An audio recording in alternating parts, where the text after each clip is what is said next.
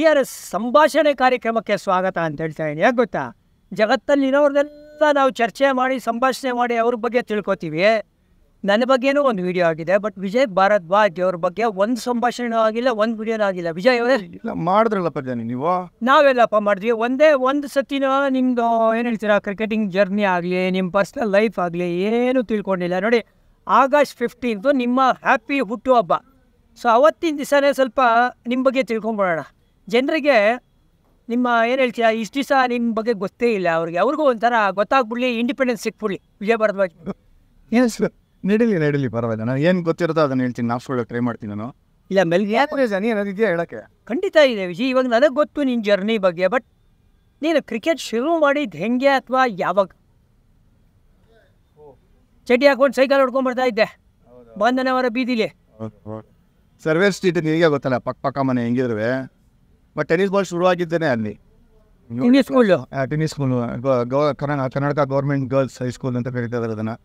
ನಮಗೆ ಅಂತಂದು ಒಂದು ಗ್ರೌಂಡ್ ಮಾಡ್ದಂಗಿತ್ತು. ಅದು ಲಕ್ಕಿ ಅಂತ ಅನ್ಸಲ್ವಾ ವಿಜಯ್? ಮನೆ ಹತ್ರನೇ ಒಂದು ಗ್ರೌಂಡ್ ಇರೋದು ಹೆಲ್ಪ್ ಮಾಡ್ತು ನಮ್ಮ ಕೆರಿಯರ್ಗೆ ಅನ್ಸಲ್ವಾ? Exactly, bang on. ಆ್ಯಕ್ಚುಲಿ ನೋಡೋಕೆ ಹೋದ್ರೆ ಆ ಗ್ರೌಂಡಲ್ಲಿ ಎಂತೆಂಥವ್ರು ಆಡಿದ್ದಾರೆ. GR ವಿಶ್ವನಾಥ್, AS ಒಂದು 4 ಜನ state players, 2 legends, P. Sriram ಎಂತೆಂಥ ಪ್ಲೇಯರ್ಗಳು ಆಡಿರೋಂಥ ಗ್ರೌಂಡ್ ಅದು. ಸೊ ಅಲ್ಲಿ ಬೈ ಡಿಫಾಲ್ಟ್ ಆಡೋಕ್ಕೆ ಶುರು ಮಾಡೋದು. ಫಸ್ಟ್ ರೋಡಲ್ಲಿ ಆಡೋದು, ಚೆನ್ನಾಗಿ ಆಡ್ತು ಅಂತಂದರೆ ಪ್ರಮೋಷನ್ ಆಗಿ ನಿಮಗೆ ಗ್ರೌಂಡಿಗೆ ಕರ್ಕೊಂಡು ಹೋಗೋದು. ನಿಮಗೆ ಗೊತ್ತಾ ಅಲ್ಲ ವಿಜಯ್, ಅಲ್ಲೆಲ್ಲ ಸೀನಿಯರ್ಗಳು ಆಡ್ತಾ ಇದ್ದು, ನೀನು ಹೇಳಿದ ಹೆಸರುಗಳವರೆಲ್ಲ ಅವ್ರು ಆಟ ಆಡುವಾಗ ನಾವು ನೀರು ತೊಗೊಂಡು ಹೋಗ್ತಾ ಇದ್ವಿ. ಅವರು ನಮ್ಮನ್ನು ಸೇರಿಸ್ತಾ ಇರಲಿಲ್ಲ. ಅವ್ರು ಆಡೋಕ್ಕೆ ಮುಂಚೆ ನಾವು ಆಡಬೇಕು, ಇಲ್ಲ ಅವ್ರು ಆಡೋದ ಮೇಲೆ ನಾವು ಆಡಬೇಕು. ಎಷ್ಟು ವರ್ಷ ನೀರು ಬೆಂಚ್ ಮೇಲೆ ಕೂತಿರೋದು? ನನಗೆ ತಿನ್ನಗೆ ವಿಜಯ್ 4th 5th ಸ್ಟ್ಯಾಂಡರ್ಡಿಂದ ಕೂತ್ಕೊಳ್ತಾ ಇದ್ವಿ. 7th ಶುರು ಹಚ್ಕೊಂಡ್ವಿ ಅಂತ ಅನಿಸ್ತಾ. ನೀನು ಯಾವಾಗ ಶುರು ಹಚ್ಕೊಂಡೆ? 7th. ಇನ್ಫ್ಯಾಕ್ಟ್ 12 ಇಯರ್ಸ್ ಇದ್ದಾಗ 7th ಸ್ಟ್ಯಾಂಡರ್ಡಲ್ಲಿ ನಾನು ನಿವೇದಿತ ಸ್ಕೂಲ್ ಓದೋವಾಗ, ಆವಾಗ ನನಗೆ ಕ್ಲಬ್ಗೆ ಸೇರಿಸಿದ್ದು ನನ್ನ ಫ್ರೆಂಡ್ ಮುಕುಂದ್ ಅಂತ, ಅವ್ರ ತಂದೆ ಸಿಟಿ ಕ್ರಿಕೆಟರ್ಸು. ಅದಕ್ಕೇನು ಹಿಸ್ಟ್ರಿ ಕಡಿಮೆನಾ? GR ವಿಶ್ವನಾಥ್, AS ಪ್ರಸನ್ನ, ಸುಧಾಕರ್ ರಾವ್, ವಿಜಯ್ ಕೃಷ್ಣ, ಇನೇ ಬಾದಾಮಿ, ಸುಜಿತ್, ಶೇಷ್ಗಿರಿ ಎಂತೆಂಥ ಪ್ಲೇಯರ್ಗಳು, ಗಿರಾಲ್ಡ್ ಎಲ್ಲ ಅದೊಂಥರ ದಿಗ್ಗಜರು.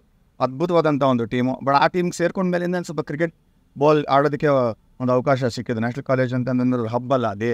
ಸೊ ಅದು ಒಂಥರ ಬೈ ಡಿಫಾಲ್ಟು. ಸರ್ವೇರ್ ಸ್ಟ್ರೀಟಿಂದ ನ್ಯಾಷನಲ್ ಕಾಲೇಜ್ ಪ್ರಮೋಷನ್ ಬಂದಿದ್ದೆ, ಟೆನ್ನಿಸ್ ಬಾಲಿಂದ ಕ್ರಿಕೆಟ್ ಬಾಲ್ ಪ್ರಮೋಷನ್ ಆಗಿದ್ದು. ಈ ಹಬ್ಬ ಅನ್ನೋದಕ್ಕಿಂತ ಹಬ್ಬ ನಿನಗೆ ಅಂತಲೇ ಹೇಳ್ಬಿಡೋಣ. ಇಲ್ಲ, ನಾನೇನು ಹೇಳ್ತಾ ಇರೋದು ಅಂದರೆ, ಜನಕ್ಕೆ ಗೊತ್ತಿರಲಿ ನಿಮ್ಮ ಮನೆ ಪರಿಸ್ಥಿತಿ ಅವಾಗ ಯಾವ ಥರ ಇತ್ತು. ಒಂದು ಬೆಡ್ರೂಮ್ ಅಂತ ಇರಲಿಲ್ಲ, ಜಸ್ಟ್ ಒಂದು ಹಾಲು, ಅಡುಗೆ ಮನೆ, ಬಚ್ಚಲ ಮನೆ, ಆಮೇಲೆ ಒಂದು ಓಣಿ ಬೇಸಿಕಲಿ. ಬಟ್ ಸ್ಟಿಲ್ ಅದರಲ್ಲಿ 6-7 ಜನ ಇರ್ತಾಯಿದ್ವಿ ಒಟ್ಟಿಗೆ. ಆಮೇಲೆ ಕ್ರಿಕೆಟ್ ಎಕ್ವಿಪ್ಮೆಂಟ್ಸ್ ತೊಗೋಬೇಕು ಅಂದರೆ ನಿಮ್ಗೆ ಅಫೋರ್ಡ್ ಮಾಡೋಕ್ಕೆ ಆಗ್ತಾ ಇತ್ತಾ? ಚಾನ್ಸೇ ಇಲ್ಲ ಜನ. ಅವೇನು ಆ ಏಜೇ ಬೇರೆ, ಆ ಎರಾನೇ ಬೇರೆ. ಹಂಗೆ ನೋಡೋಕೆ ಹೋದರೆ ಕ್ರಿಕೆಟ್ನ ನೀವು ಇಂಡಿಯಾಗೆ ಆಡಬೇಕು, ಸ್ಟೇಟ್ಗೆ ಆಡಬೇಕು ಅನ್ನೋದು ಇರಲಿಲ್ಲ ತಲೆನಲ್ಲಿ.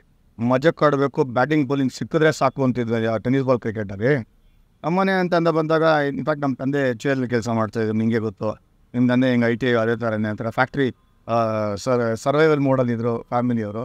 ಎಂಟು ಮೂವತ್ತು ಕ್ರಿಕೆಟ್ ಆಡ್ತೀನಿ ಅಂದರೆ. ಬಟ್ ಯಾವುದು ನಮ್ಮ ಅಪ್ಪ ಅಮ್ಮ ಏನು ಹೇಳಲೇ ಇಲ್ಲ, ಆಡಬೇಡ, ಟೈಮ್ ವೇಸ್ಟ್ ಮಾಡಬೇಡ, ಆಡಂಗಿದ್ರೆ ಆಡ್ಚೆ ಹೋಗು ಅಂತ ಹೇಳೋರು. ಯಾಕೆಂದರೆ ಅಂದರೆ ನಿವೇದಿತ ಸ್ಕೂಲ್ ಅಂತ, ಮಿಡಲ್ ಸ್ಕೂಲ್ ಅಂತ ಬಂದಾಗ ಅಲ್ಲಿ ಸ್ಕೂಲ್ ಟೀಮ್ ಇರಲಿಲ್ಲ. ಆಬ್ವಿಯಸ್ಲಿ ವಿಜಯ್ ಸ್ಕೂಲಿಂದ ಬಂದಾಗಲೇ ಸ್ಕೂಲ್ ಕ್ರಿಕೆಟ್ ಅಂತ ನೋಡಿದ್ರು.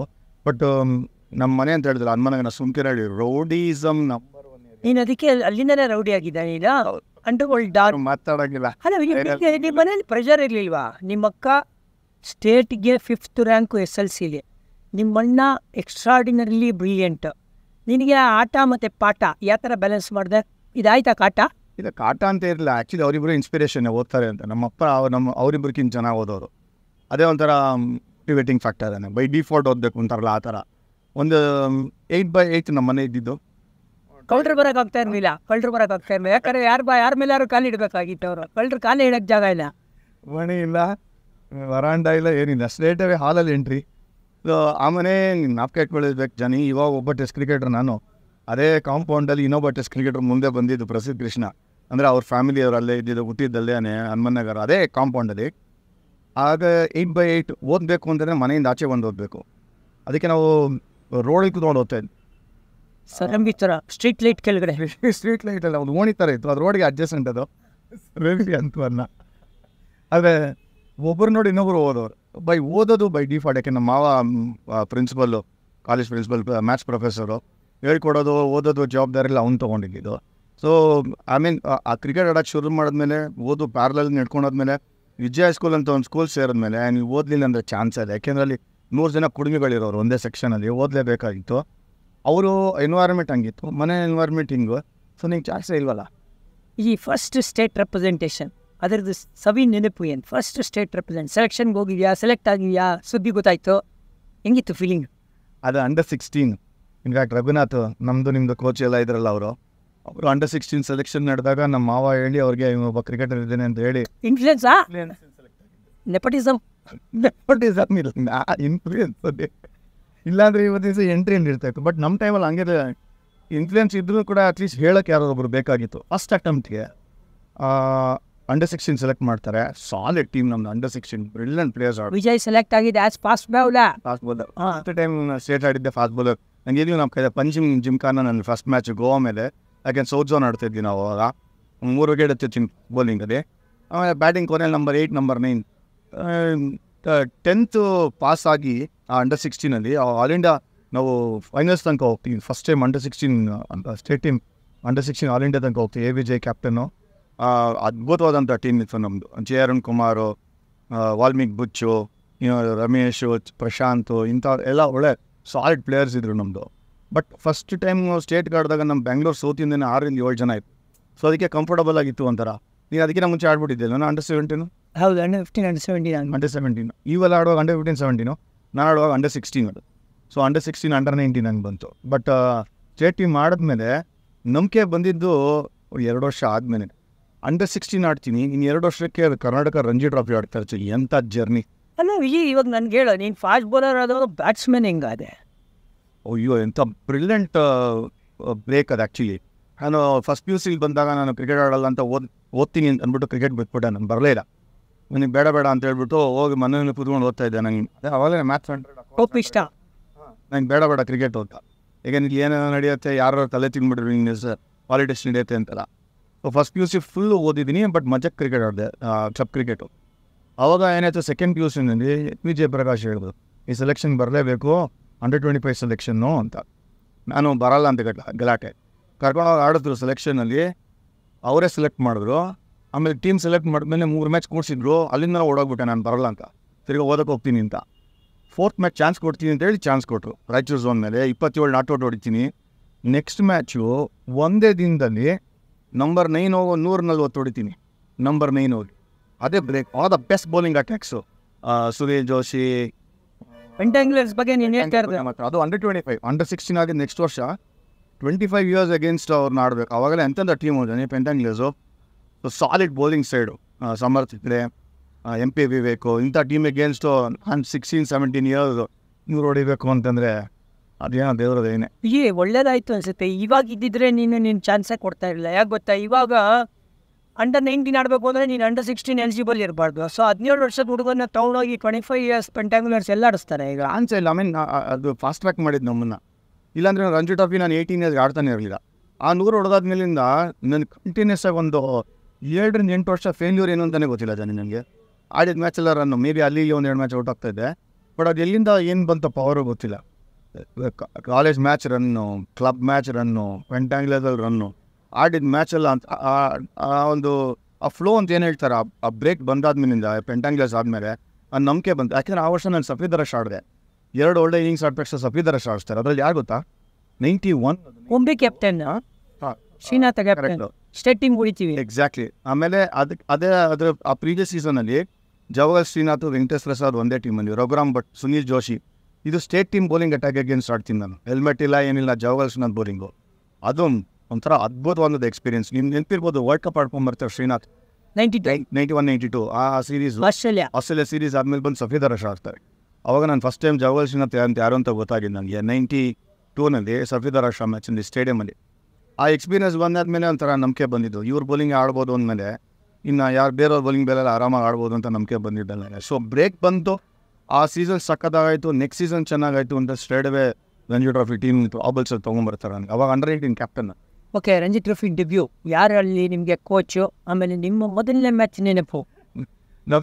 ಕೋಇನ್ಸಿಡೆಂಟ್ಲಿ ನನ್ನ ಫಸ್ಟ್ ಕೋಚು ರಘುನಾಥನೇ, ವೀರಘುನಾಥ್. ನಾನು ಕ್ಯಾಪ್ಟನ್ ಆಗಿದ್ದು ಜಶ್ವಂತ್, ಕಾರ್ತಿಕ್ ಜಶ್ವಂತ್. ಆ ಮ್ಯಾಚು ನನಗೆ ಈಗಲೂ ನಂಬಿಕೆ ಇದೆ. ಜಶ್ವಂತ್, ರಾಹುಲ್ ದ್ರಾವಿಡ್ ಇಬ್ಬರು 100 ಹೊಡಿತಾರೆ. ಜಶ್ವಂತ್ 100, ರಾಹುಲ್ 100. ನಾನು ಪ್ಯಾಡ್ ಕಟ್ಕೊಂಡು ಕೂತ್ಕೊಂಡು ಎಲ್ಲಿ ಮ್ಯಾಚ್ ನಡೀತದೆ? ಸ್ಟೇಡಿಯಂ ಬಂದೆ, ಆಂಧ್ರ ಅಗೇನ್ಸ್ಟ್ ಪೂನದು. KCA ಬ್ಯಾಟಿಂಗ್ ಸಿಕ್ಕೇ ಇಲ್ಲ ನನಗೆ. ಲಾಸ್ಟಲ್ಲಿ ಸಿಗುತ್ತೆ, ಇನ್ನೇನು ಡಿಕ್ಲೇರ್ ಮಾಡ್ತೀನಿ ಅಂದಾಗ ಹೋಗಿ ಹೊಡೆದು ಒಂದು 14-15 ಹೊಡೆದು ಔಟ್ ಆಗ್ತೀನಿ. ಅಂದರೆ ನಾಟ್ ಎ ಮೆಮೊರೇಬಲ್ ಡೆಬು. ಬಟ್ ಆದರೂ ಒಂಥರ ಕರ್ನಾಟಕ ಡೆಬು ಮಾಡೋದೇ ಒಂಥರ ಯಾರು ಗಾಬರಿ ಇತ್ತ ಫೀಲಿಂಗ್. ಯಾಕೆಂದರೆ ಆ ಟೀಮಲ್ಲಿ ಯಾರ್ಯಾರು ಇದ್ದಿದ್ದು ಅದಾದಮೇಲೆ. ಯಾಕೆಂದರೆ ಶ್ರೀನಾಥ್ ಬರ್ತಾರೆ, ಕುಂಬ್ಳೆ ಬರ್ತಾರೆ, ವೆಂಕಿ, ಜೋಶಿ ಅವರೆಲ್ಲ ವಾಪಸ್ ಬರ್ತಾರೆ. ರಾಹುಲ್ ಇನ್ನೂ ಆವಾಗ ಇಂಡಿಯಾಗೆ ಆಡಿರಲಿಲ್ಲ. 93 ರಾಹುಲ್ ಆ ಸೀಸನಲ್ಲಿ ರನ್ ಹೊಡಿತಾನೆ ರಾಹುಲು. ಆ ಟೈಮಲ್ಲಿ ಇನ್ಫ್ಯಾಕ್ಟ್ ರಾಹುಲ್ ನಂಬರ್ 3 ಆಡಿದ್ರೆ ನಾನು ನಂಬರ್ 4 ಆಡ್ತಾಯಿದ್ದೆ. ಸೊ ಅವ್ರು ಆದಮೇಲೆ ಹೋಗ್ತಾಯಿದ್ದೆ ಬ್ಯಾಟಿಂಗ್. ನಾನು ಸೂಪರ್ ಸೈಡು ಜಾಕ್ ಓಪನ್ ಮಾಡ್ತಾಯಿದ್ದೆ ಜೊತೆಗೆ ಜಶ್ವಂತ್, ರಾಹುಲ್, ನಾನು, ಪಿ.ವಿ., ಜೋಶಿ, ಕುಂಬ್ಳೆ, ಶ್ರೀನಾಥ್, ವೆಂಕಿ, ಡೇವಿಡ್, ಗಣೇಶ್, ಈ ಟೀಮ್ ಆ ಬಿಲ್ಡ್ ಮಾಡಿದ್ದೆ 93-94ಇಂದ. ಈ team one of the best size ನಾನು ಆಡಿರೋ ಪ್ರಕಾರ. 90s ಡಾಮಿನೇಟ್ ಮಾಡಿದ್ದು ನಿಮಗೆ ಗೊತ್ತಲ್ಲ. ನನ್ನ ಜರ್ನಿ ಶುರು ಆಗಿದ್ದಲ್ಲಿ. ಬಟ್ ಬ್ರೇಕ್ ಬಂದಿದ್ದು ತಮಿಳ್ನಾಡು ಅಗೇನ್ಸ್ಟ್ 100 ಹೊಡಿತೀನಿ ಭದ್ರಾವತಿನಲ್ಲಿ. ಫಸ್ಟ್ 100 ನನ್ನ ರಂಜಿ ಟ್ರೋಫಿ ತಮಿಳ್ನಾಡು ಕರ್ನಾಟಕ ಮ್ಯಾಚು ಅದು ಭದ್ರಾವತಿನಲ್ಲಿ. Memorable game. ಅಂದರೆ ಅದೇ ಸೀಸನ್ ನೀನು 1000+ ರನ್ಸ್ ಮಾಡಿ ನ್ಯಾಷನಲ್ ರೆಕಾರ್ಡ್ ಮಾಡಿದ್ದ ಸೀಸನ್ ಅಲ್ಲ 96. ಇನ್ಫ್ಯಾಕ್ಟ್ ಜನ ಎಲ್ಲರೂ ನನ್ನ 99 ನಪ್ಪ ಇಟ್ಕೊಳ್ತಾರೆ. ನಾನು 96 ರಂಜಿ ಟ್ರೋಫಿ ಗೆದ್ದಾಗ ಹೈಯೆಸ್ಟ್ ರನ್ ಗೆಟರ್ ಇಂಡಿಯಾಗೆ. ಅದೇ ನ್ಯಾಷನಲ್ ರೆಕಾರ್ಡ್ ಇಲ್ಲ, ಅದು 99. ಓಕೆ, ಅದು 1000+. ಅದು ಇನ್ನೂ ಹಂಗೆ ಇದೆ. 25 ವರ್ಷ ಆಯಿತು. 96ಅಲ್ಲಿ ಹೈಯೆಸ್ಟ್ ರನ್ ಗೆಟರು. ಅದ್ರಲ್ಲಿ 100 ಹೊಡಿತೀನಿ. ಬರೋಡಾ 100, ಭದ್ರಾವತಿ 100, ಚೆನ್ನೈ 100. ಅಂದರೆ ಫೈನಲ್ಸ್ ಅನ್ನು BBC. ಇಂಡಿಯಾದಾದ್ರೂ BBC ಮಾಡಿದ್ಯಾ ನೀನು? ಭದ್ರಾವತಿ, ಬರೋಡ, ಚೆನ್ನೈ BBC ಆಯ್ತಲ್ಲ. ಕರೆಕ್ಟ್. RSL 200 ಹೊಡಿತೀನಿ. ಚೇಪಾಕಲ್ 100 ಹೊಡಿತೀನಿ. ಅವ್ರಿಗೇನು ಭದ್ರಾವತಿ 100 ಹೊಡಿ. ಅಂದರೆ ನನಗೆ ಫೇಲ್ಯೂರ್ ಅಂದರೆ ಏನು ಅಂತಲೇ ಗೊತ್ತಿಲ್ಲ ನನಗೆ. ಬೆಂಗಾಲ್ ಅಗೇನ್ಸ್ಟ್ ಒಂದು 50 ಹೊಡಿತೀನಿ. ಆ ವರ್ಷ ನಾನು ರಂಜಿ ಟ್ರೋಫಿ ಗೆಲ್ತೀವಿ. 13 ವರ್ಷ ಆದಮೇಲೆ ರೋಜರ್ ಬಿನ್ನಿ ಅವರ ಕೋಚು, ನಮ್ಮ ಕುಂಬ್ಳೆ ಅವ್ರ ಕ್ಯಾಪ್ಟನ್ಸಿ. 97ಅಲ್ಲಿ ತಿರ್ಗಾ ಹೈಯೆಸ್ಟ್ ರನ್ ಗೆಟರ್ನ ಕರ್ನಾಟಕಕ್ಕೆ ಕ್ವಾಲಿಫೈ ಆಗಲಿಲ್ಲ. 98ಅಲ್ಲಿ ತಿರ್ಗಾ ಹೈಯೆಸ್ಟ್ ರನ್ ಗೆಟರು. ಚಾಂಪಿಯನ್ಸ್ ನಾವು. ಅದರಲ್ಲಿ ಫೈನಲ್ಸಲ್ಲಿ 100, ರೈಲ್ವೇಸ್ 100, ಹರಿಯಾಣ 100, ಸೌರಾಷ್ಟ್ರ 100. ನಾನು ಇದನ್ನು ಹೇಳ್ತಾರೆ, ನಾನು 100 ಹೇಳ್ತೇನೆ 98ಅಲ್ಲಿ. ಅದರಲ್ಲೂ ಫೈನಲ್ಸಲ್ಲಿ ತಿರ್ಗಾ 100. So 96 finals 100, 98 finals 100. ನಾನು ಇನ್ನು ಜನ ಯಾರೋ ನಾಪ್ಕನ್ ಇಟ್ಕೊಳ್ಳಲ್ಲ, ಬರೀ 99 ಮಾತ್ರ ನಾಪ್ಕ ಇಟ್ಕೊಳ್ತಾರೆ ನನಗೆ. Okay, India debut. ಇಂಡಿಯಾಗೆ ಸೆಲೆಕ್ಟ್ ಆಗ್ತೀರಾ? ಎಲ್ಲಿದ್ರಿ ನೀವು ಅವಾಗ ಅನೌನ್ಸ್ ಮಾಡಿದಾಗ? ಕ್ರೊನಾಲಜಿಕಲ್ ಮತ್ತೆ ಬರ್ಬೇಕಲ್ಲ ಕರೆಕ್ಟಾಗಿ ಲೆಕ್ಕದ ಪ್ರಕಾರ. 98ಅಲ್ಲಿ ರಂಜಿ ಟ್ರೋಫಿ ಗೆದ್ದಾದ್ಮೇಲೆ 99ಅಲ್ಲಿ ಯಾರೂ ಅವೈಲಬಲ್ ಇರಲ್ಲ ನಮ್ಮ ಕರ್ನಾಟಕ ಟೀಮ್ಗೆ. ಆವಾಗ ರೈಟ್ ಆಫ್ ಮಾಡಿಬಿಡ್ತಾರೆ ನಮ್ದು 6-7 ಜನ ಇಲ್ಲ ಅಂತ. 99ಅಲ್ಲಿ ಕ್ಲಿಯರ್ ನಿಂತಿದೆ. ಅದು ಸಿಂಗಲ್ ಹ್ಯಾಂಡೆಡ್ಲಿ ದೇವ್ರದೇ ಅದು ರೆಕಾರ್ಡ್ ಆಗಿದ್ದು ಸೀಸನ್ 1280 ರಂಜಿ ಟ್ರಾಫಿನಲ್ಲಿ. ಅದರಲ್ಲಿ 8 ಇನ್ನಿಂಗ್ಸ್ ನಾಟ್ ಔಟ್. ನಾನು ಆಡಿರೋ ಒಂದು 12-13 ಇನ್ನಿಂಗ್ಸ್ ನಾನು 8 ಇನ್ನಿಂಗ್ಸ್ ನಾಟ್ ಔಟ್ ಇರ್ತೀನಿ. ಎಲ್ಲ ಮ್ಯಾಚು ರನ್. ಅದ್ರಲ್ಲಿ 100 ಇದರಲ್ಲಿ ಹೊಡಿತೀನಿ ಕೇರಳ ಮೇಲೆ. ಮಿಕ್ಕಿದ್ದು ಆಡಿದ ಮ್ಯಾಚೆಲ್ಲ ರನ್ನು. ಸೊ ಆ ರನ್ ಹೊಡೆದಿದ್ದು ಸ್ಕೋರ್ಸ್ನ ನಮ್ಮ ಕೆನರಾ ಬ್ಯಾಂಕ್ ಅವರು JC ರೋಡ್ ಮೇಲೆ ಬೋರ್ಡ್ ಮೇಲೆ ಹಾಕ್ತಾರೆ. ಹೆಂಗೆ ಯಾರು who is the man behind that ಅಂತ ಕೇಳಬಾರ್ದು. ಬಟ್ ಸ್ಟಿಲ್ ಸಖತ್ ಅಲ್ಲ, ಅದು ಪ್ಲಾನ್ ಮಾಡಿದ್ವಿ. ಯಾಕಂದರೆ ಆ ಥರ ಡಾಮಿನೇಟ್ ಆ ಟೈಮಲ್ಲಿ ಯಾರೂ ಮಾಡಿರಲಿಲ್ಲ. ನ್ಯಾಷನಲ್ ರೆಕಾರ್ಡ್ ಬೇರೆ ಅದು. ರೂಸಿ ಮೋದಿ ರೆಕಾರ್ಡ್ ಎಷ್ಟೋ ಒಂದು 50-60 ವರ್ಷ ರೆಕಾರ್ಡ್ ಬೇಕಾಗುತ್ತೆ. ಅದು first Karnataka percent to score 1000 Ranji Trophy season ಬರೀ ರಂಜಿ ಟ್ರಾಫಿ. ನಾನು ODI ಮಾತಾಡ್ತಾನೆ ಇಲ್ಲ. ODI ಇದೆಲ್ಲ ಸೇರಿಸ್ಕೊಂಡ 1800 ರನ್ಸ್ ಅದು. ಆ ಸೀಸನ್ 99ಅಲ್ಲಿ ಫೈನಲ್ಸಲ್ಲಿ 100 ಮಿಸ್ ಮಾಡ್ತೀನಿ. 75 and 89 2 ಇನ್ನಿಂಗ್ಸು. ಬಟ್ 6 ವಿಕೆಟ್ ಎತ್ತಿದ್ನಿಲ್ಲ, ಮ್ಯಾಚ್ ಟರ್ನ್ ಆಗುತ್ತಲ್ಲ. Retired the greatest ever games Karnataka ಆಡಿರೋದು history of world cricket Madhya Pradesh ಮೇಲೆ. ಅದಾದಮೇಲೆ ಬ್ರೇಕ್ ಇಂಡಿಯಾ. ಈ ಬ್ಯಾಟ್ಸ್ಮನ್ ವಿಜಯ್ ಗಲಾಟೆಲಿ ಹೆಂಗೆ ಬೌಲರ್ ಆಫ್ ಸ್ಪಿನ್ನರ್ ವಿಜಯ್ ಆಗೋದಾ? ಇಲ್ಲ ಜಾನಿ, ನಾನು ಬೆನ್ನೋ ಅಂತ ಫಾಸ್ಟ್ ಬೌಲಿಂಗ್ ಬಿಟ್ಟ ಮೇಲೆ ಕರ್ನಾಟಕ ಅಂಡರ್-19 ಕ್ಯಾಪ್ಟನ್ ಆದಾಗ ನನಗೆ ಪವನ್ ಮೂರ್ತಿಗೆ ಇಬ್ಬರು ಒಂದು ಎಂಡಲ್ ಆ ವ್ಯಕ್ತಿ ಮಾಡ್ರೆ ಇನ್ನೊಂದು ಎಂಡಲ್ ಬೌಲಿಂಗ್ ಮಾಡ್ತಾ ಇತ್ತು. ಸೊ ಅಲ್ಲಿಂದನೇ ಆಫ್ ಸ್ಪಿನ್ ಇತ್ತು. Unbelievable of spin. ಒಂದು ಅದೇ ಕನ್ಫ್ಯೂಷನ್. ಸೀದಾ ಹೋಗಿದ್ದು ಆಡಕ್ಕೆ ಆಗ್ತಾ ಇರಲಿಲ್ಲ. ಎಷ್ಟೇ ಏನು ಗೊತ್ತಾ, ಅದು ಸ್ಪಿನ್ ಆಫ್ ಆಗಿ ಹೋಗಿದೆ, ಅವ್ರಿಗೆ ಗೊತ್ತಾಗಿಲ್ಲ. ಅವ್ರು ಆಫ್ ಸ್ಪಿನ್ ಅನ್ಕೊಂಡು ಆಡ್ತಾವ್ರೆ. ಸ್ಪಿನ್ ಆಫ್ ಮಾಡ್ಬಿಟ್ಟಿರ್ತೇನೆ ನೀನು. ಸುರ್ಗಪ್ಪನ್ ಕೇಳಬೇಕು ಅಥವಾ ಅವಿನಾಶ್ ರಂಜನ್ ಕೇಳಿ ನನ್ನ ಬೌಲಿಂಗ್ ಹೇಳ್ತಾರೆ. ಎಷ್ಟೊಂದು ಜನ ಕೀಪರ್ಗಳದ್ದು ಅಲೆಗಳೆಲ್ಲ ಉದ್ರವಾಗಿದೆ. ಅದು ಲೆಂತಿಂದ ಎಗ್ರಿ ಅಂದರೆ ಸ್ವಲ್ಪ ವಿಕೆಟಲ್ಲಿ ಎಲ್ಪಿತ್ತು ಅಂದರೆ ಡೇಂಜರಸ್ಸೇ.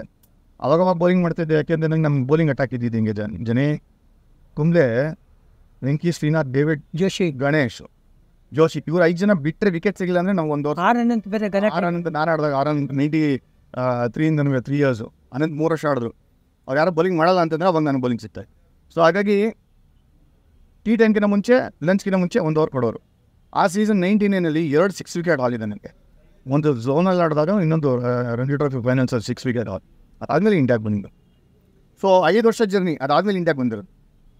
ಇಂಡಿಯಾಗೆ ಬಂದಿರೋ ಸಖತ್ ಎಕ್ಸ್ಪೆಕ್ಟೇಷನ್ಸ್ ಇತ್ತು, ಯಾಕೆ ಅಲ್ಲಿ ಕ್ಲಿಕ್ ಆಗಿಲ್ಲ ಅಂತ ಎಲ್ಲರೂ ಮನಸ್ಸಲ್ಲಿ ಓಡ್ತಾರೆ. ಯಾಕಂದರೆ ಫಸ್ಟ್ ಸೀರೀಸಲ್ಲೇ ಮ್ಯಾನ್ ಆಫ್ ದಿ ಸೀರೀಸ್ ನೀವು ಕಿನಿಯಾಲಿ LG ಕಪ್ಪಲ್ಲಿ. ಅದಾದಮೇಲೆ ನೆಕ್ಸ್ಟ್ ಲೆವೆಲ್ಗೆ ಹೋಗ್ಬೇಕಾಗಿತ್ತು ಭಾರದ್ವಾಜ್ ಅವರ ಒಂದು ಏನು ಹೇಳ್ತೀರಾ ಇಂಟರ್ನ್ಯಾಷನಲ್ ಕರಿಯರ್. ಎಲ್ಲಿ ಏನಾಯಿತು ಅಂತ ಒಂಚೂರು ಹೇಳ್ತೀರಾ ಇನ್ಸೈಡ್ ಸ್ಟಫ್? ಇಲ್ಲಿ ತನಕ ಒಳ್ಳೆ ವಿಷಯ ಕೇಳಿದೆ, ಎಲ್ಲ ಹೇಳ್ಬಿಟ್ಟೆ. ಈಗ ಇಲ್ಲಿಂದ ಡೌನ್ ಫಾಲ್ ಕೇಳಿದೆ ಭಾಳ. ಏನು ಮಾಡೋಕ್ಕಾಗ್ತದೆ ವಿಜಯ್? ನೋಡಿ, ಯುಗಾದಿ ಹಬ್ಬ ಅಂತ ಹೇಳಿದ್ರೆ ಬೇವು ಬೆಲ್ಲ ಎರಡೂ ಇರಬೇಕಲ್ವಾ? ಬೆಲ್ಲ ಕೊಟ್ಟಾಗಿದೆ, ಈಗ ಬೇವಿನ ಸಮಯ. ಇಲ್ಲ ಏನಿದೆ ಒಂಥರ ರೋಲರ್ ಕೋಸ್ಟರ್ ರೈಡೇ.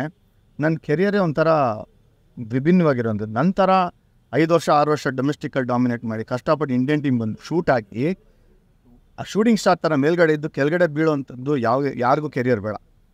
ಬಟ್ 99 ಆದಮೇಲೆ one of the best series ನನಗೆ LG cup 4 nation series man series ಆದಮೇಲೆ ನ್ಯೂಜಿಲೆಂಡ್ ಸೀರೀಸು ಇಂಡಿಯಾನಲ್ಲಿ ಆಡುವಾಗ ನಾನು highest wicket ಟೇಕರು as N of spinner. Batting ಸಿಗ್ತಾನೆ ಇರಲಿಲ್ಲ ನಮಗೆ. ಕಪಿಲ್ ದೇವ್ ಕೋಚು, ಟೆಂಡೂಲ್ಕರ್, ರಾಹುಲ್, ಸೌರವ್, ಯುವರಾಜ್ ಇವ್ರುಗಳೇ ಹೊಡಿತಾ ಇದ್ರು ರನ್ಗಳು. ಸೊ ಚಾನ್ಸಸ್ ಸಿಗ್ತಾ ಇರಲಿಲ್ಲ. ಆವಾಗ ಹೋಗಿ ಚಾನ್ಸ್ ಸಿಗೋದು. ಬಟ್ ಬ್ಯಾಟಿಂಗಲ್ಲಿ ಲಿಮಿಟೆಡ್ ಆಪರ್ಚುನಿಟಿ ಇದ್ದು ಇಂಡಿಯಾನಲ್ಲಿ ಸೀರೀಸ್ ಆಡಿದಾಗ. ಅದು ಸೆಕೆಂಡ್ ಸೀರೀಸ್ ಆದರೆ ನ್ಯೂಜಿಲೆಂಡ್ ಆದಮೇಲೆ ಆ ಸೀರೀಸ್ ಗೆಲ್ತೀವಿ ಟೆಂಡೂಲ್ ಕ್ಯಾಪಿಟಲ್ಸ್ಲಿ. ಆಸ್ಟ್ರೇಲಿಯಾ ಹೋದಾಗ ಫಾರ್ ದ ಫಸ್ಟ್ ಟೈಮ್ ನಾನು ಆಸ್ಟ್ರೇಲಿಯನ್ ಸಾಯಿಲ್ ಹೆಂಗಿದೆ ಅಂತ ನೋಡಿದ್ದು. ಅಲ್ಲಿ ತನಕ ಆಸ್ಟ್ರೇಲಿಯಾ ಹೆಂಗಿದೆ ಅಂತಲೇ ಗೊತ್ತಿಲ್ಲ ನನಗೆ, ಏನು ಐಡಿಯಾನೇ ಇಲ್ಲ. ನಂತರ 14 ಜನ ಫಸ್ಟ್ ಟೈಮ್ ಆಸ್ಟ್ರೇಲಿಯಾ ಟೂರ್ ಮಾಡ್ತಾಯಿದ್ರು. 14 ಜನ. ಶ್ರೀನಾಥ್, ಟೆಂಡೂಲ್ಕರ್ ಇಬ್ಬರೇ ಆಸ್ಟ್ರೇಲಿಯನ್ ಸಾಯಿಲ್ ನೋಡಿದ್ದು. ಕುಂಬ್ಳೆ ನೋಡಿಲ್ಲ, ರಾಹುಲ್ ನೋಡಿಲ್ಲ, ಗಂಗೂಲಿ ನೋಡಿ, ಯಾರೂ ನೋಡಿಲ್ಲ, ವೆಂಕಿ ನೋಡಿಲ್ಲ. ನಮ್ಮದು ಫೇಲ್ಯೂರ್ ಆಗಿದ್ದ ಸೀಸನ್ನು ಆ ಸೀರೀಸಲ್ಲಿ ನಾನು ಆಡಿದ್ದೆ ಒಂದು ಟೆಸ್ಟ್ ಇನ್ನಿಂಗ್ಸ್ ಸಿಡ್ನಿಲಿ. ಅದು ಬ್ರೆಟ್ಲಿಗೆ ಡೌನ್ ದ ಲೆಗ್ ಔಟ್ ಆಗ್ತೀನಿ, ಶೇನ್ ವಾನ್ ಬೌಲಿಂಗ್ ಒಂದು ಬೌಂಡ್ರಿ ಹೊಡಿತೀನಿ, ನಪ್ಕ ಇದೆ ನಂಗೆ ಅಷ್ಟೇ. ಆ ಮ್ಯಾಚಲ್ಲಿ ಯಾವಾಗ ಬೆನ್ನು 3 ಡಿಸ್ಕು ಪ್ರೊಲ್ಯಾಪ್ಸ್ ಆಗುತ್ತೋ, ಫೆನ್ಸಿಗೆ ಕಾಲು ಸಿಗಾಕೊಂಡು 1.5 ಇಯರ್ಸ್ ಬ್ರೇಕರ್. ಆಗ ಫಿಸಿಯೋ ಇಲ್ಲ, ಡಾಕ್ಟರ್ ಇಲ್ಲ, ಟ್ರೈನರ್ ಇಲ್ಲ, ಯಾವನೂ ಇಲ್ಲ, ಮನೆಯಲ್ಲಿ ಕೇಳೋನೂ ಇಲ್ಲ. ಆಡ್ದಂಥ ಜೊತೆಗಾಡೋಂಥ ಫ್ರೆಂಡ್ಸೇ ಕೇಳಲಿಲ್ಲ ನನಗೆ, ನೀನು ಎಲ್ಲಿದೆಯಾ, ಇಂಜುರಿ ಆಗಿದೆಯಾ, ವಾಪಸ್ ಬರ್ತೀಯಾ, ಏನಿಲ್ಲ. 2003 ಗಂಗೂಲಿ ಫೋನ್ ಮಾಡೋ ತನಕ ನಾನು ಇದ್ದೀನಿ ಅಂತಲೇ ಯಾರೆಲ್ಲರೂ ಮರ್ತೋಗಿದ್ರು. ಆಮೇಲೆ ಎದ್ದೇಳೋಕ್ಕೂ ಆಗ್ತಾಯಿರಲಿಲ್ಲ ನನಗೆ. 1.5 ಇಯರ್ಸು. ಆ ಟೈಮಲ್ಲೇ ನನಗೆ ಕಣ್ಣು ಸರ್ಜರಿ ಮಾಡಿಸ್ಕೊಂಡಿದ್ದೆ. ಹೆಂಗಿದ್ರು ಬೆನ್ನು ಬ್ರೇಕ್ ಇದೆ, ಕಣ್ಣನ್ನು ಸರ್ಜರಿ ಮಾಡ್ಕೊಂಬೋಣ ಅಂತ. ಡ್ರೈ ಐಸ್ ಇದೆ, ಗೊತ್ತಿರಲಿಲ್ಲ. ಆವಾಗ ಲಾಸಿಕ್ ಮಾಡಿದ್ರಿ. ಅವಾಗ ಅಷ್ಟೇ ನನ್ನ ಕೆರಿಯರ್ ಮುಗಿದಿದೆ, ಹೋಯ್ತು ಅಲ್ಲಿ ನಿಮಗೆ. ಅಷ್ಟೇ ಅದೇ ವಿಜಯನರಿ ವಿಜಯನೇ ಹೋಯ್ತು ವಿಜಿ ಅಂತ ಹೇಳ್ಬೇಕಾ ನಿಂಗೆ? ಆ ಟೈಮಲ್ಲೇ ಕರೆಕ್ಟ್ ಬಾಲೆ ಕಂಟಾರಿ ಆ ಟೈಮಲ್ಲೇ ಭಾಳ ಈಗಲೂ ಕಾಣಲ್ಲ. ಆ ಪೇಸಲ್ಲಿ ಹೆಲ್ಮೆಟ್ ಇಲ್ದಿರ ಆಡ್ತಾ ಇದ್ದೆ ನಾನು ಒಂದು ಟೈಮಲ್ಲಿ ಕನ್ನಡಕ್ಕೆ ಹಾಕೋಣದಾಗ. ಯಾವಾಗ ಸರ್ಜರಿ ಮಾಡಿದ 3 ಮಂತ್ಸ್ ತನಕ ಚೆನ್ನಾಗಿತ್ತು ಅಷ್ಟೇ. ಬಟ್ ಅದಾದಮೇಲೆ ಯಾವಾಗ ಕೆಳಗಡೆ ಹೋಯ್ತು ವಿಷನ್ನು. ಕ್ಲಬ್ ಕ್ರಿಕೆಟಲ್ಲೂ ರನ್ ಇಲ್ಲ, ನಾರ್ಮಲ್ ಸಿಂಪಲ್ ಬೌಲಿಂಗ್ ನೆಟ್ಸಲ್ಲೂ ಆಡೋಕ್ಕಾಗ್ತಾ ಇರಲಿಲ್ಲ. ಹಂಗೂ ಹೆಂಗೋ ಮಾಡಿ ಅಡ್ಜಸ್ಟ್ ಮಾಡಿ ಗಂಗೂಲಿ 2003 ಕಂಬ್ಯಾಕ್ ಮಾಡಿಸ್ತಾರೆ ನನಗೆ, ಯುವರಾಜ್ ಸಿಂಗ್ಗೆ. Last ball 49th over 50th over last ball batting ಸಿಗುತ್ತೆ. 1 ಬಾಲ್ ಬ್ಯಾಟಿಂಗ್ ಆಡ್ತೀನಿ ಅಷ್ಟೇ. ನಾನು 2 ವಿಕೆಟ್ ಎತ್ತಿರ್ತೀನಿ ನನ್ನ ಕಂಬ್ಯಾಕ್ ಗೇಮಲ್ಲಿ ಜಿಂಬಾಬ್ವೆ ಅಗೇನ್ಸ್ಟ್. ಅದು ಗೋವಾತಿನಲ್ಲಿ ಅದೇ ಲಾಸ್ಟ್ ಆಮೇಲೆ ಆಡೋದು. ಆಮೇಲೆ ಒಂದು ಸೀಸನ್ ಜಾರ್ಖಂಡ್ ಆಡಿದ್ರಿ. ಜಾರ್ಖಂಡ್ ಆಡಿದೆ. ಯಾಕೆ ಅಂತಂದರೆ ಧೋನಿ ಅವಾಗ ಇಂಡಿಯನ್ ಟೀಮ್ ಬಂದಿದ್ದರು. ಆಗ ನಾನು ಕೋಚ್ ಕಮ್ ಪ್ಲೇಯರ್ ಆಗಿ ರಾಜೀವ್ ರಾಜಾ ಅಂತ ಇವಾಗ Chennai Super Kings batting coach Rajeev Rajkumar ಅಂತ ಫುಲ್ ಹೆಸರು. ಅವನು ನನ್ನ ಒಟ್ಟಿಗೆ ಇಂಡಿಯಾ ಆಡಿದ್ವಿ. ಆವಾಗ ಅವನು ಬಲವಂತ ಮಾಡಿ ಕೋಚು ಮಾಡ್ಬಾ ಆಡು ಬಾ ಅಂತೇಳಿ ಆಡಿ ಜಾರ್ಖಂಡ್ಗೆ ನನ್ನ ಡೆಬ್ಯೂ 100. ಅದೇ ಪ್ರಾಬ್ಲಿ ನೀನು ಫಸ್ಟ್ ಇಂಡಿಯನ್ ಪ್ಲೇಯರಾ ಕೋಚ್ ಕಮ್ ಪ್ಲೇಯರ್ ಆಗಿದ್ದ ರಂಜಿ ಟ್ರೋಫಿಲಿ?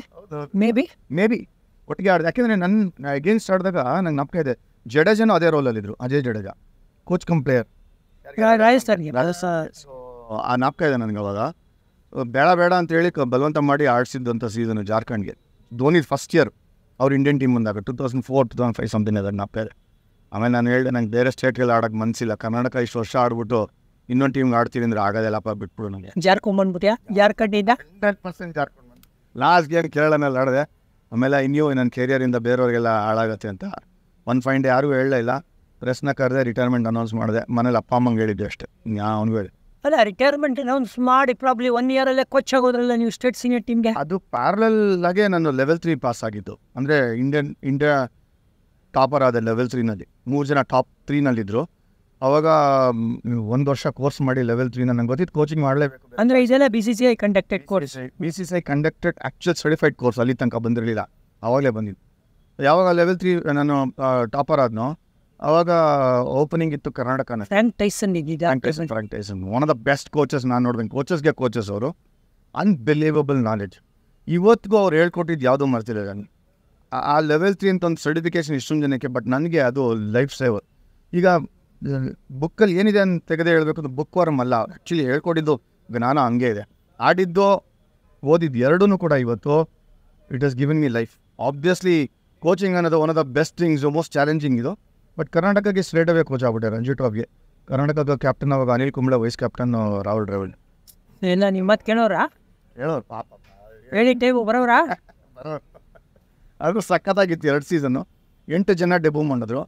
ಒಳ್ಳೆ ಒಂದು 10 ತನಕ ಹೋಗ್ತಾಯಿತ್ತು. ಬಟ್ ಫಸ್ಟೇ ಹೇಳ್ಬಿಟ್ಟಿದ್ದೆ 2 ವರ್ಷ ಮೇಲೆ ಕರ್ನಾಟಕ ಕೋಚ್ ಮಾಡಲ್ಲ. ಓಕೆ, 2 ವರ್ಷ ಆದಮೇಲೆ ನೀವು ಏನೂ ಕೋಚಿಂಗ್ ಮಾಡಲಿಲ್ಲ? ಮಾಡಿದ್ರೆ RCBಗೆ ಬಂದಲ್ಲ. ಹಾಂ, ಕರೆಕ್ಟ್. RCBಗೆ ಬಂದ್ರಿ ನೀವು. ಸೇಮ್ ಇಯರಲ್ಲಿ RCBನಲ್ಲಿ ಫಸ್ಟ್ ಇಯರ್ ಆಪ್ಷನ್ ಕೂತ್ಕೊಂಡೆ. ಆಮೇಲೆ 2 ವರ್ಷ ಇದ್ದೆ RCBನಲ್ಲಿ. 2 ವರ್ಷ ಆದಮೇಲೆ 1 ವರ್ಷ ಬ್ರೇಕ್ ಬಂತು, ತಿರ್ಗಾ ಬಂದೆ RCBಗೆ. ಯಾಕೆಂದ್ರೆ ಅವಾಗ ಮ್ಯಾನೇಜ್ಮೆಂಟಿಗೆ ಬಂದುಬಿಟ್ವಲ್ಲ ನಾವು. ಸೊ ಹಂಗಾಗಿ ಪ್ಲೇಯರಿಂದ ಕೋಚಿಂದ ಮ್ಯಾನೇಜ್ಮೆಂಟಿಂದ 3 ವರ್ಷ ಆದಮೇಲೆ ಕಾಮೆಂಟೇಟರ್. ಅಲ್ಲ ವಿಜಯ್, ಮೈಕೈ ನೋವಾಯಿತು ಅಂತ ಮೈಕ್ ಇಟ್ಕೊಂಡ್ರಾ ನೀವು? ಕೋಚು ಕರೆಕ್ಟ್ ಆ್ಯಕ್ಚುಲಿ ಹಂಗೇನೆ ಸುಸ್ತಾಗ್ಬಿಟ್ಟು 3 ವರ್ಷ ಓಡಾಡಿ ಕೋಚ್ ಮಾಡಿ 3 ಹೊತ್ತು ಬಿಸಿಲಲ್ಲಿ ಇದ್ದು. ಬಟ್ ಥರ ಸಮಾಧಾನ ಕೊಡೋವಂಥ ಜಾಬ್ ಏನು ಅಂತಂದ್ರೆ ಅದು ಕೋಚಿಂಗೇ. ಪ್ರೆಷರ್ ಇರ್ತಾರೆ ನೋ ಡೌಟ್, ಬಟ್ ನಿಮ್ಮ ಜೊತೆ ಆಡೋಂಥ ಚಿಕ್ಕ ಹುಡುಗರು ಪ್ಲೇಯರ್ಸ್ಗಳು ಹೆಂಗೆ ಡೆವಲಪ್ ಆಗ್ತಾರೆ ನೋಡೋದಕ್ಕೆ ಬೆಸ್ಟ್ ಥಿಂಗ್ ಅಂದರೆ ಕೋಚಿಂಗ್ ಇದೆ. ನನಗೆ ಆಮೇಲೆ ಅನಿಸ್ತು ಸ್ಟ್ರೆಸ್ಫುಲ್ ಆಗಿದೆ ಅಂತ. ಬಟ್ ರೈಟ್ ಟೈಮಲ್ಲಿ ಅವಕಾಶ ಬಂದಿದ್ದು star sports 2015 world cup. First time trained commentators ಅಂತ ಒಂದು ಕೋರ್ಸ್ ತೊಗೊಂಡಿದ್ದು 4ರಿಂದ 6 ತಿಂಗಳಿಗೆ ಅಂದರೆ ಅದು star sports. So 2015 commentary journey ಶುರುವಾಯಿತು. ಜರ್ನಿ ಶುರುವಾಗಿದ್ದು I think life changing journey. So ನಿನ್ನ ಪ್ರಕಾರ ಇವಾಗ ಅದು ಎಂಜಾಯ್ ಮಾಡ್ತಾ ಇದೆಯಾ ನೀನು ತರೋಳಿ? ಸಾಯೋ ತನಕ ಎಂಜಾಯ್ ಮಾಡ್ತೀನಿ ನಾನು ಕಾಮೆಂಟ್ರಿ. ಆ ಥರ ಒಂದು ಫ್ಯಾನ್ ಫಾಲೋಯಿಂಗ್ ಕನ್ನಡಗೆ, ಆ ಥರ ಸ್ಟ್ರೆಸ್ ಇಲ್ದಿರ ಲೈಫು, ಸ್ಟಾರ್ ಸ್ಪೋರ್ಟ್ ಕೊಟ್ಟಂಥ ಟ್ರೈನಿಂಗು. ಈಗಲೂ ನಿದ್ದೆ ಗಂಡಲ್ಲಿ ಏನೇನು ಹೇಳಬೇಕು ಅಂತ ಹೇಳ್ತೀನಿ ಕಾಮೆಂಟ್ ಬಗ್ಗೆ. ವೆರಿ ಫ್ಯೂ ಟ್ರೈನಿಂಗ್ ಆಗಿರೋದು, ಅಂದರೆ ಆ್ಯಕ್ಚುಲ್ ಪ್ರಾಪರ್ ಪ್ರೋಸೆಸ್ ಅದು. ಆ್ಯಂಡ್ ನಮ್ಮದು ಟೀಮ್ ಬಿಲ್ಡ್ ಮಾಡಿದ್ಮೇಲೆ ಇದ್ದಂಥ ಟೀಮ್ ಜೊತೆ ಮಜಾ ಇತ್ತಲ್ಲ, ಲಾಸ್ಟ್ 8 ಇಯರ್ಸ್ ಜರ್ನಿ ನೆನೆಸ್ಕೊಂಡ್ರೆ ಕಾಮೆಂಟ್ರಿದು. ಐ ಥಿಂಕ್ ನನ್ನ ಕೆರಿಯರಲ್ಲಿ ಆಡುವಾಗಲೂ ನಾನು ಅಷ್ಟು ಮಜಾ ಮಾಡಿದೆ. ಹಾಂ, ಅಲ್ಲಿಯೇ ಬರ್ತಾಯಿದ್ದೆ. ಇವಾಗ ಕ್ರಿಕೆಟ್ ಪ್ಲೇಯರ್ ಆಗಿ ವಿಜಯ್ ಖುಷಿ ಪಡ್ನ, ಕ್ರಿಕೆಟ್ ಕೋಚ್ ಆಗಿ ವಿಜಯ್ ಖುಷಿ ಪಡ್ನ, ಕ್ರಿಕೆಟ್ ಕಾಮೆಂಟೇಟರ್ ಅಥವಾ ಬ್ರಾಡ್ಕಾಸ್ಟ್ ಆಗಿ ಖುಷಿ ಪಡ್ತಾನೆ. ನನಗೆ ಆರ್ಡರ್ ಹೇಳಬೇಕು ಅಂತಂದರೆ ಕಾಮೆಂಟ್ರಿ ನಂಬರ್ 1 ಲವ್. ಇವಾಗ ತಿರುಗಿ ನೋಡಿದ್ರೆ ಎಲ್ಲಿ ಖುಷಿಯಾಗಿದ್ದೆ ಅಂತ. ನೆಕ್ಸ್ಟು ಆಡಿರೋದು, ಅದಾದಮೇಲೆ ಕೋಚಿಂಗೇನೆ. ಸೊ ಆಡಿರೋದು ಒಂದಕ್ಕೆ ಸಖತ್ ಪ್ರೆಷರಲ್ಲಿ ಇರ್ತಾಯಿದ್ವಿ 3 ಹೊತ್ತು. ನಿಮಗೆ ಗೊತ್ತು ಪ್ರೆಷರ್ ಹೆಂಗಿರುತ್ತೆ ಅಂತ. ನೋಡೋ ತಲೆನೋ ಓವರ್ ಥಿಂಕ್ ಮಾಡೋರು ನಾವೆಲ್ಲ ಆ ಕ್ಯಾಟಗರಿಲಿ ಬರ್ತೀವಿ. ಓವರ್ ಥಿಂಕ್ ಮಾಡೋರಿಗೆ ಕ್ರಿಕೆಟ್ ಒಲಿಯಲ್ಲ. ಬಟ್ ಅಂದರೆ ಏನೋ ತನಕ ನನ್ನ ನಂಬರ್ಸು ನೋಡಬಾರ್ದು. ಆ್ಯಕ್ಚುಲಿ ನಾನು ಆಡಿದ best time 90s Karnataka dominate ಮಾಡಿದ್ದು ಅಂತ ನೋಡಬೇಕು. ಸೊ ಆವಾಗ ನಾನು I think I am blessed ಅಂತ ಅನಿಸುತ್ತೆ, ದೇವ್ರದೇ. ಬಟ್ ಕಾಮೆಂಟ್ರಿ ಇದೆಲ್ಲ ಆ ಥರ ಅದ. ಕಾಮೆಂಟ್ರಿ DRS ಇವೆಲ್ಲ ಏನು ನಡೆಸ್ತೀವಿ ನಾವು ಇವಾಗ, ಅದೇನು ನೋಡ್ಕೊಂತೀವಿ, ಸ್ಟ್ರೆಸ್ಸೇ ಇಲ್ಲ ಜಾನಿ. ಇಲ್ಲ ವಿಜಯ್, ಈಗ 3 ಪಾತ್ರದಲ್ಲಿ ನಿಮ್ಮ ನೋಡಾಯಿತು, 4ನೇ ಪಾತ್ರ ಏನಾರು ಇದೆಯಾ? ಫಿಲ್ಮ್ ಹೀರೋ ಅಂತೂ ಆಗಲ್ಲ, ವಿಲನ್ಗೆ ಯಾರು ಚಾನ್ಸ್ ಕೊಟ್ಟರೆ ನೋಡಪ್ಪ. ಅಂದರೆ ಯಾರಿಗೆ ಗೊತ್ತು ಗುರು? ಈ ಕ್ಯಾಮ್ರಾ ಮುಂದೆ ಬಂದಿದೆಯಾ, ನೆಕ್ಸ್ಟು ಕ್ಯಾಮ್ರಾ ಹಿಂದೆ Vijay the director, Vijay the producer. ಆಗ ಎರಡಂತೂ ರೀಪ್ರೊಡ್ಯೂಸ್ ಮಾಡಿದ್ಯಾ, ಪ್ರೊಡ್ಯೂಸ್ ಏನಾರು ಮಾಡ್ತೀಯಾ? ಇಲ್ಲ, ಅವಕಾಶ ಇಲ್ಲ. ಇಲ್ಲಿ ಇನ್ನಿಂಗ್ಸ್ ಕ್ಲೋಸ್ ಅಂತ ನೀವು ಹೇಳ್ತಾರೆ. ಇಲ್ಲಿಂದ ಮುಂದೆ ನಡ್ಕೊಂಡು ಹೋಗೋದು, DRS ಬೆಳೆಸ್ಕೊಂಡು ಹೋಗೋದು, ಕಾಮೆಂಟ್ರಿ ಅಂತ ಇದ್ದೇ ಇರುತ್ತೆ ಚಾನ್ಸ್ ಕೊಡೋ ತನಕನೂ ಹೋಪ್ಫುಲಿ ಮುಂದೆ. ಆ್ಯಂಡ್ ನನಗೇನು ಗೊತ್ತಾ ಖುಷಿ, ಕನ್ನಡ ಆ ಮಟ್ಟಿಗೆ ಬೆಳೆದಿರೋದು ಕಾಮೆಂಟ್ರಿ. ಫ್ಯಾನ್ ಫಾಲೋಯಿಂಗ್ ಬೆಳೆದು ರೋಡಲ್ಲಿ ನಾನು ನಡ್ಕೊಂಡು ಹೋಗಲ್ಲ ಕಾಲ ಇವತ್ತಿನ ದಿವಸ, ಅಷ್ಟು ಜನ ಫ್ಯಾನ್ ಫಾಲೋಯಿಂಗ್ ಇದೆ. ಆ್ಯಂಡ್ ನಮ್ಮ ಮನೆ ನಡೀತಾ ಇದೆ ಕನ್ನಡದಿಂದ, ಸ್ಟಾರ್ ಸ್ಪೋರ್ಟ್ಸಿಂದ. ಸೊ ಐ ಥಿಂಕ್ ಚಿರುರಣಿ ಆಗಿರಬೇಕು ಫ್ಯಾನ್ಸ್ಗೆ, ಗೇಮ್ಗೆ. ಈಗ if I look back at my journey ಅಂತ ಯೋಚನೆ ಮಾಡಿದ್ರೆ ನನ್ನ cricketing career I think chosen once lucky ಅಂತೀವಲ್ಲ ಆ ಥರ. ಸೊ ವಿಜಯ್ ಭಾರದ್ವಾಜ್ ಅವ್ರದ್ದು ಎಕ್ಸ್ಕ್ಲೂಸಿವ್ ಇಂಟರ್ವ್ಯೂ. ಇದುವರೆಗೂ ವಿಜಯ್ ಯಾವುದೇ ಚಾನಲ್ಗಾಗಲಿ ಅಥವಾ ನ್ಯೂಸ್ ಪೇಪರ್ಗಾಗಲಿ ಇಂಟರ್ವ್ಯೂ ಕೊಟ್ಟಿರಲಿಲ್ಲ, ಈ ಥರ ಮನಸ್ಸು ಬಿಚ್ಚಿ ಮಾತಾಡಿರಲಿಲ್ಲ. ಸೊ ಇದು ಫಸ್ಟ್ ಟೈಮ್ ಸಂಭಾಷಣೆ DRS ಅಲ್ಲಿ ವಿಜಯ್ ಭಾರದ್ವಾಜ್ನ ನಾನು ಇಂಟರ್ವ್ಯೂ ಮಾಡಿದೆ. So thank you very much mister Vijay Bharadwaj. ಊರವ್ರದ್ದೆಲ್ಲ ಮಾಡ್ತಾಯಿದ್ರಿ, ಇವತ್ತು ನಿಮ್ಮ ಹುಡುಗಬ್ಬ. ಸೊ ಇವತ್ತು ಇದಕ್ಕಿಂತ ಬೆಟರ್ ಡೇ ಇಲ್ಲ ಅಂತ ಡಿಸೈಡ್ ಮಾಡಿ ಇವತ್ತು ಕಾರ್ಯಕ್ರಮ ಹಮ್ಮಿಕೊಂಡಿದ್ದು. ಥ್ಯಾಂಕ್ಸ್ ಜಾನಿ, ಕ್ಯಾಂಡಿಡೇಟಾಗೆ ಇತ್ತು. ಆ್ಯಕ್ಚುಲಿ ನಾನು ಯೋಚನೆ ಮಾಡಲ್ಲ ನೀವೆಲ್ಲ ಪ್ರಶ್ನೆ ಕೇಳ್ತೀಯ ಶೋ ಮಾಡ್ತೀನಿ ಅಂತ, ನಾನು ರೆಡಿಯಾಗಿರಲಿಲ್ಲ. ಬಟ್ ಇನ್ನೇ ಅಟ್ ಸಮ್ ಪಾಯಿಂಟ್ ಟೈಮ್ ಜ್ಞಾನದಿಂದನೇ ಮರ್ಯಾದೆ ಬರೋದು ಅಂತಾರೆ. ನಾನು ಯಾರು ಅಂತ ಜನಕ್ಕೆ ಗೊತ್ತಿಲ್ಲ ಅಂದರೆ ರೆಸ್ಪೆಕ್ಟ್ ಹೆಂಗೆ ಬರುತ್ತೆ ಅಂತ. ಏನೋ ವಾಡೆವರ್ ಅಚೀವ್ಡು ಏನಿದೆ ಮಾಡಿದೀವೋ ಅದೆಲ್ಲನೂ ಐ ಥಿಂಕ್ ದೇವ್ರು ಕೊಟ್ಟದ್ದು, ನಮ್ಮ ಅಪ್ಪ ಅಮ್ಮ ಮಾಡಿರೋ ಒಳ್ಳೆ ಪುಣ್ಯ, ಇರೋ ಅಂಥ ಒಳ್ಳೆ ಸ್ನೇಹಿತರು, ಇಷ್ಟು ಹೇಳ್ಬೋದು ಅಷ್ಟೇ. DRS ಹಿಂಗೆ ನಡ್ಕೊಂಡು ಹೋಗ್ಲಿ, ನಾನಿಲ್ಲ ಅಂದ್ರೆ ನಡೀಬೇಕು. ಇಲ್ಲ, ಫ್ಯಾನ್ಸ್ ನಡೆಸ್ತಾರೆ ಬಿಡಿ, ನೀನು ಯಾಕೆ ತಲೆ ಕೆಡಿಸೋತೀಯಾ ಅಲ್ವಾ? ಅದು ಇದ್ದಿದ್ದೆ ಫ್ಯಾನ್ಸ್ ಇರೋ ತನಕ. ಇವತ್ತಿನ ದಿವಸ ಕರ್ನಾಟಕದಲ್ಲಿ ನಡ್ಕೊಂಡು ಹೋಗೋಕ್ಕಾಗಲ್ಲ. ಎಲ್ಲರೂ ಫುಟ್ಪಾತ್ ಸರಿ ಇಲ್ವಾ? ಕಲ್ಯಾಸ್ತ್ರಿ ಒಂದು DRS ಫ್ಯಾನ್ಸ್. ಹೌದಾ? ನಾನು ಫುಟ್ಪಾತ್ ಸರಿ ಇಲ್ವಾ ಅಂದ್ಕೊಂಡೆ, ಅಥವಾ ಗಾಡಿಗಳು ಜಾಸ್ತಿ ಆಗೋದು. ಎರಡು ಸತ್ಯನೇ. ಎಲ್ಲರೂ ಮೆಟ್ರೋಲ್ ಹೋಗ್ತಾ ಇರ್ತೀನಿ, ಇರುವಂಥ ಫ್ಯಾನ್ ಫಾಲೋಯಿಂಗ್ ಹೆಂಗಿದೆ, ಅನ್ಬಿಲೀವಬಲ್ ಫ್ಯಾನ್ ಫಾಲೋಯಿಂಗ್ ಇಂಡಿಯಾದಲ್ಲಿ ಹಿಂಗೆ ಇರಲಿ. ಬಟ್ ಇರೋದು ಹಿಂಗೆ ಕ್ಯಾಂಡಿಡೇಟ್ ಆಗಿ ಮಾತಾಡ್ತಾ ಇರ್ತೀವಿ, ದಯವಿಟ್ಟು ತಪ್ಪು ತಿಳ್ಕೊಬೇಡಿ ಅಂತ. ಅಲ್ಲ, ಕ್ಯಾಂಡಿಡೇಟ್ ಆಗಿ ಮಾತಾಡ್ತೀವಿ, ಬಟ್ ಕ್ಯಾಂಡಿಡೇಟ್ಗಳು ಬೇಕು ನಮಗೆ. ಸೊ ಈ ಸಂಭಾಷಣೆನ ಇಲ್ಲೇ ಸ್ಟಾಪ್ ಮಾಡೋ ಅಂತ ಸಮಯ ಆಗಿದೆ. Thank you very much mister Vijay. ಜೈ ಹಿಂದ್, ಜೈ ಕರ್ನಾಟಕ. ಮತ್ತೆ